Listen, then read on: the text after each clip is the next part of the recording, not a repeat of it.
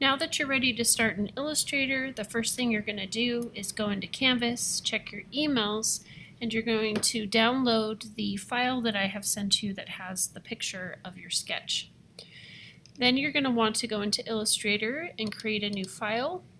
We're going to name this so that we can keep our files organized with our last name and first name. We're going to call this Animal Alphabet. And we're going to do 8.5 by 11. If and only if you've made a horizontal design, you would change these numbers. But otherwise, it's 8.5 by 11. We're going to go to File and Place. And we're going to find our sketch in our downloads. I moved mine to my desktop, so yours is probably in your downloads. And you're going to open it up, and you're going to put it right in the corner. We have to lock this layer. We're going to name it Sketch and lock it, and we're not going to touch it for the rest of the project. If I was to draw in here and had to turn this original sketch off, everything would go with it. So we need to leave that alone. Now, just like your holiday card, you have to think about the order in which you are drawing things. So you want to work from back to front, and because the farthest object I have in the back is the stem of my K, I'm going to work on that. So I'm going to start with a new layer. And the other thing you need to think about too is the cap line and the base line, so that we can keep everything perfectly straight and blocked out. In order to create a straight line without having to draw it, I'm going to go ahead and turn on my rulers and do Command R. And I'm going to bring down 2 guidelines. You can also bring down as many as you want, but this is for the cap line as well as the baseline. I'm going to put my mouse on top of the ruler. I'm going to hold it without letting go, and I'm going to bring it down to the bottom or base of my letter. I'm also going to do the same thing for the top. And I can also do it for the sides. Now remember, Illustrator, you can keep it small and enlarge it as big as you want. So if it's a little bit smaller than you want, don't worry, because you can end up working bigger later and just enlarging the entire image.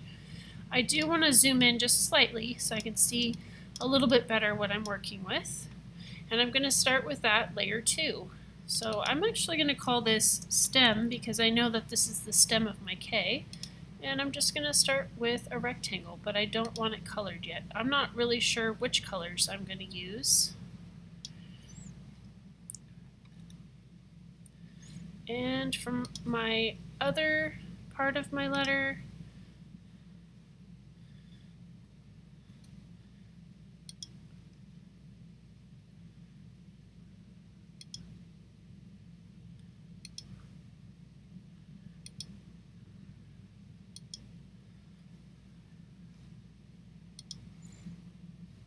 and lock these as you go.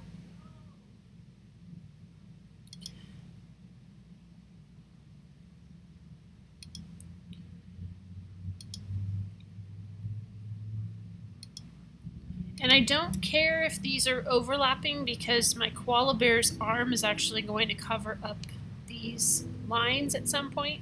So I'm not going to worry about it. And actually for right now, I think what I'll do is I will go in and color these in black, just so that I can see them a little bit better.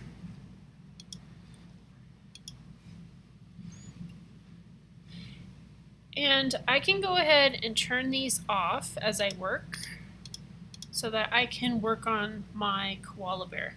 So again, I'm going to look at my layers and see what I have. The farthest part of the koala bear happens to be this arm, so I'd want to work on arm 1, and then I would work on going ahead to the other layer, which is going to be this body, including the leg and feet, as well as the stomach and this additional arm. That might be body, then the head, and then the details with the nose and the mouth. Everything needs to be layered on top of each other, just like you did your Halloween card.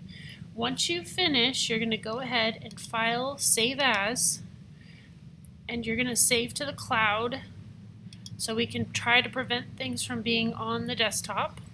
And you're going to go ahead and save. And you can turn in your project. Take your time, don't rush. I want this to be as clean and neat as possible, and I will come around and help you if you have any issues.